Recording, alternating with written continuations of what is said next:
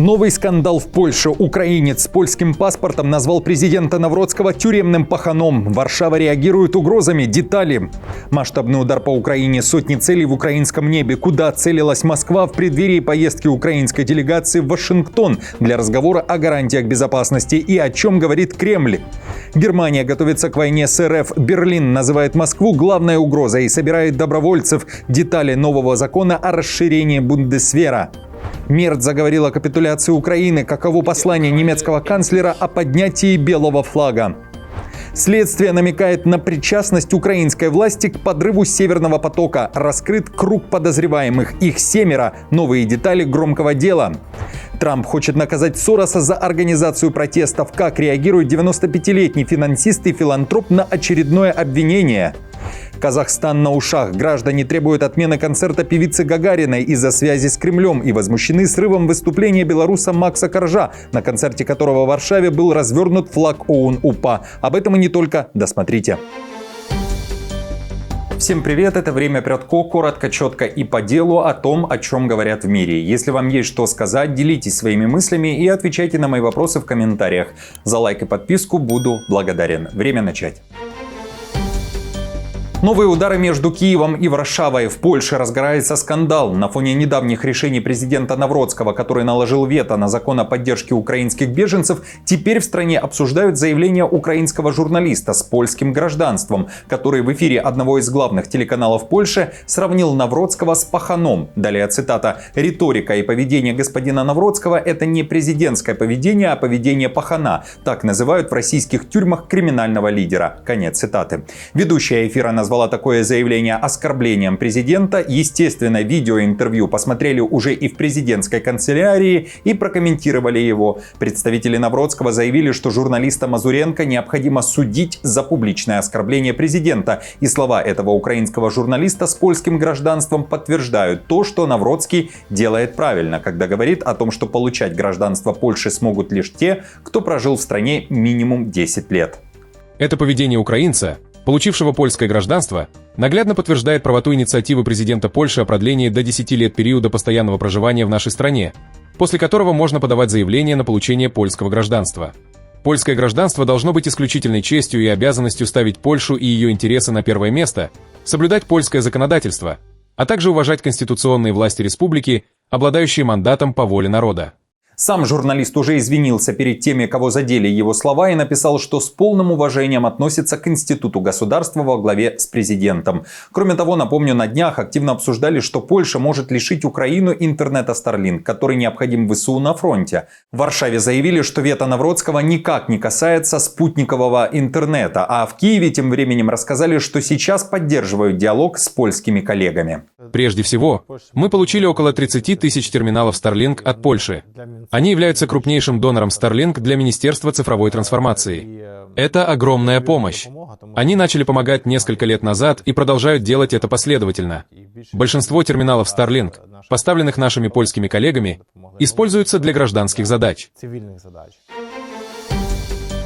Россия Путина – это смерть. Такое заявление прозвучало накануне в Кишиневе во время празднования Дня независимости. Президент Майя Санду, которая месяц назад заявляла, что Москва попытается уже осенью установить контроль над страной и готовит беспрецедентное вмешательство в парламентские выборы, запланированные на сентябрь, уверена, что ее страна должна оказаться в ЕС как можно скорее.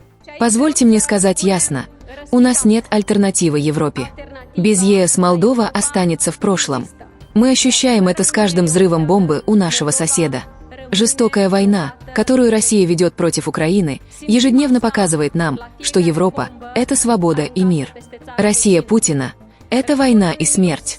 Премьер Польши Туск, который посетил Молдову вместе с Мерцем и Макроном, заявил, что ЕС станет сильнее, если Кишинев станет новым членом Союза. А Макрон тем временем заявил, что Европейский Союз не угроза для России. Также отверг недавнее заявление Лаврова, который говорил, что Запад затягивает переговоры о мире в Украине. Пропаганда Кремля утверждает, что европейцы хотят продлить войну и что Европейский Союз угнетает народы. Это ложь. В отличие от России, Европейский Союз никому не угрожает и уважает суверенитет каждого. Это союз, в который каждый вступает свободно, суверенно и где уважается суверенитет всех. Это союз процветания и мира. Напомню, что Кремль реагировал на слова Санду о выборах и заявлял, что Россия не планирует влиять на результаты парламентских выборов в Молдове.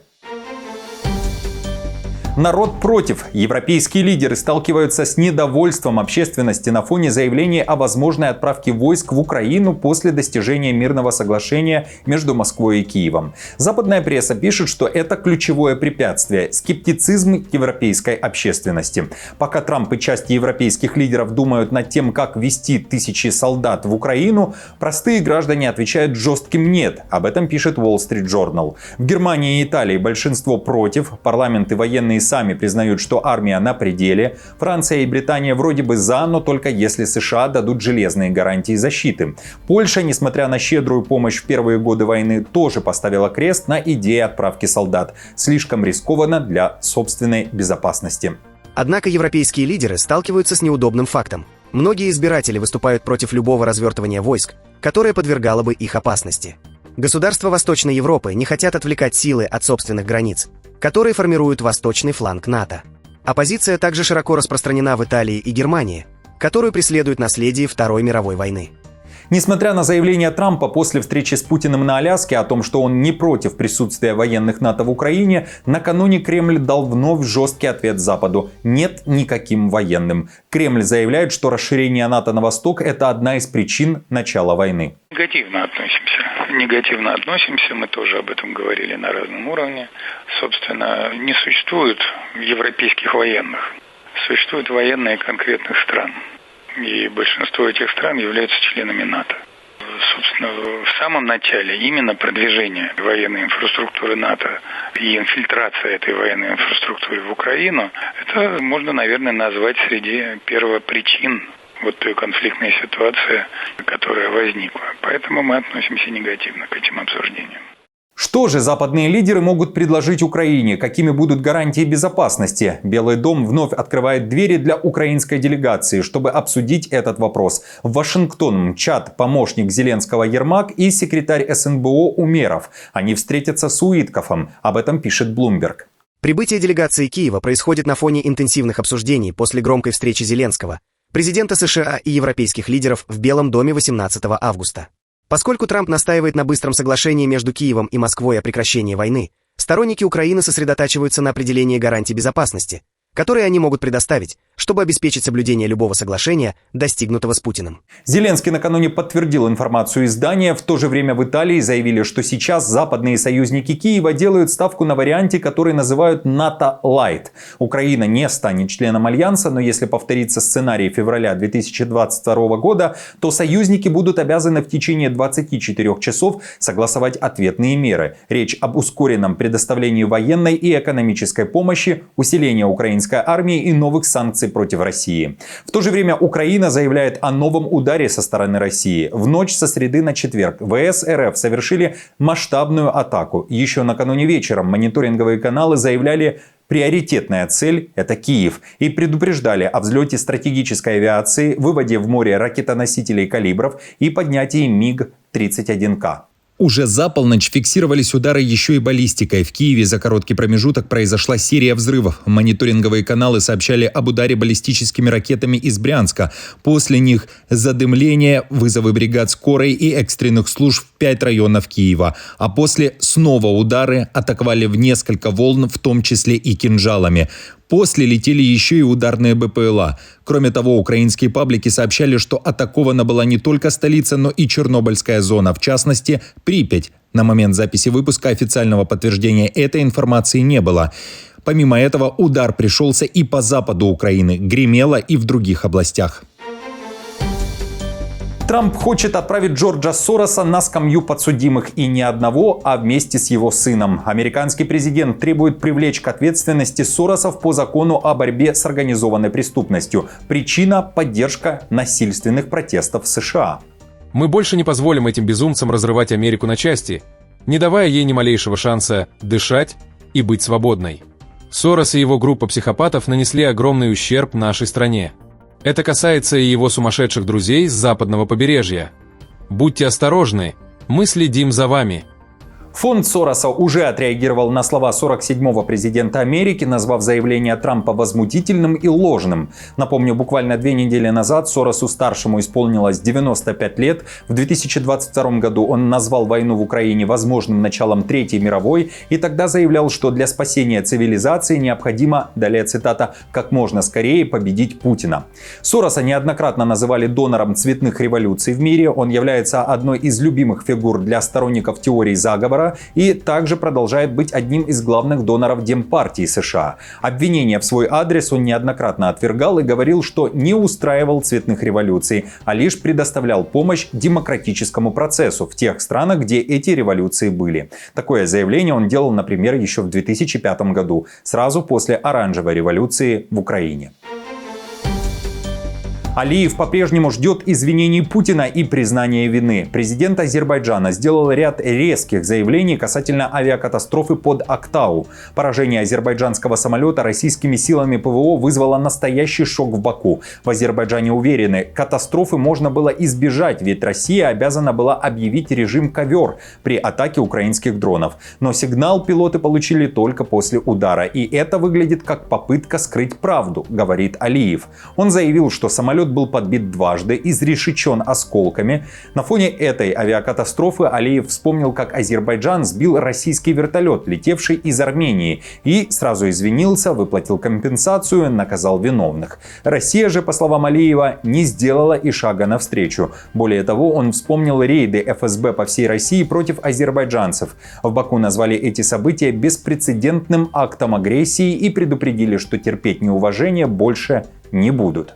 И они до сих пор не говорят, что случилось. Так что это, конечно, очень серьезная ситуация в наших двусторонних отношениях. Но не мы хотели ухудшения этих отношений. Да, наши люди были разочарованы, рассержены, расстроены. Мы ждали, что рано или поздно расследование закончится. Но затем начались эти необоснованные нападения на азербайджанцев в России. 2 человека были подвергнуты пыткам и убиты.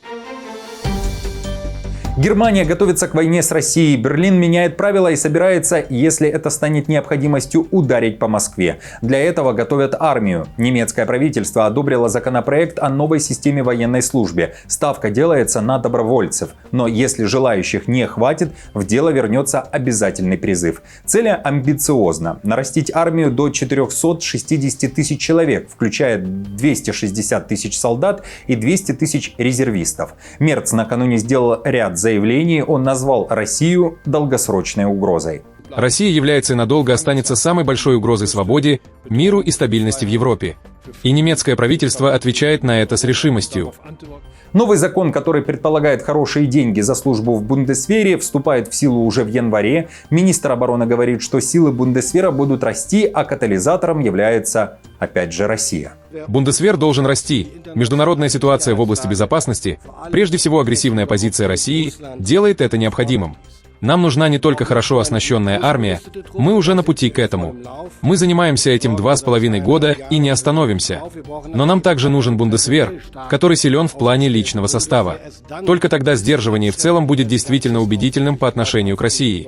В то же время пресса Германии пишет, что немцы уверены, украинцам надо отказаться от территории и отдать их России для того, чтобы заключить мир с Москвой. Согласно опросу Института исследования общественного мнения Форса, 52% опрошенных ответили, что такой вариант допустимый. Среди сторонников партии «Альтернатива для Германии» не против отказа от украинских территорий 72% респондентов. Сторонники ХДС поддержали это мнение только на 43%, а социал-демократы на 48%. В то же время Мерц заговорил о капитуляции Украины. Говорит, что если Киев поднимет белый флаг, то это подарит Путину время. Предлагаю послушать. Как и вы, мы хотим, чтобы оружие в Украине наконец замолчало. В идеале сегодня и немедленно. Но не любой ценой. Мы не хотим, чтобы Украина капитулировала. Такая капитуляция лишь даст России время. И Путин использует это время, чтобы подготовиться к следующей войне. Берлин намекает на причастность украинской власти к подрыву Северного потока. В Германии раскрыт круг подозреваемых, причастных к событиям в Балтийском море в сентябре 2022 года. Немецкие исследователи идентифицировали 7 украинских граждан, находившихся на яхте «Андромеда», которая использовалась для саботажа. Среди них опытная дайверша, бывший сотрудник спецслужб и солдат, обучавшийся в Германии. Один из подозреваемых – это Сергей К., который недавно был задержан в Италии. Также капитан яхты с паспортами на имя Михаил Попов и Юрий Котенко. И еще несколько человек, которые входили в состав экипажа яхты «Андромеда», которую использовали для совершения диверсии. Теперь все они разыскиваются по европейскому ордеру, но известно, что один из участников погиб на войне в декабре 2024 года. Об этом пишет немецкая пресса. Но все они, скорее всего, в первую очередь украинские патриоты. И есть признаки того, что украинские государственные структуры могли, по крайней мере, оказывать помощь этим 7 предполагаемым саботажникам. Напомню, на прошлой неделе спецоперацию по задержанию одного из подозреваемых в немецком министерстве юстиции назвали впечатляющим успехом. При этом дали понять, несмотря на то, что задержанный это украинец, поддерживать Украину никто не перестанет. Взрывы на Северном потоке прогремели в сентябре 2022 года, Европа потеряла главный газовый маршрут из России, а виновных тогда так и не назвали. Уже спустя время западные СМИ писали о проукраинской группе, но Киев все отрицал. Американская разведка тоже утверждала, что доказательств участия украинских властей нет. В Казахстане отменили концерт известного белорусского певца Макса Коржа. Концерт, который должен был состояться в Алматы 6 сентября на центральном стадионе, теперь лишь история. Организаторы говорят, причина в команде артиста. Те не предоставили необходимых документов. До предполагаемой даты концерта остаются считанные дни, а подготовка центрального стадиона к проведению мероприятий подобного масштаба требует от 10 до 20 дней. По состоянию на сегодняшний день в адрес дирекции не были представлены все необходимые документы, которые могли бы служить основанием для заключения договора. Напомню, недавно на концерте этого же артиста в Варшаве украинцы развернули флаг ОУН-УПА, что стало причиной большого скандала. Более 100 человек были задержаны, и треть из них депортирована из Польши. В то же время граждане Казахстана возмущены, что концерт белоруса отменен, но при этом в Астану едет Полина Гагарина. Отмены ее концерта и требуют казахстанцы. Они называют деятельность Гагариной политизированной и, как пишет издание Орда КЗ, далее цитата, «причина в участии артистки в пропагандистских мероприятиях в РФ». Друзья, на этом все. Спасибо вам за просмотр. До встречи уже завтра. Не забудьте подписаться на канал и поставить лайк этому видео. А я напомню, новости за неделю собраны в плейлист. Переходите и смотрите.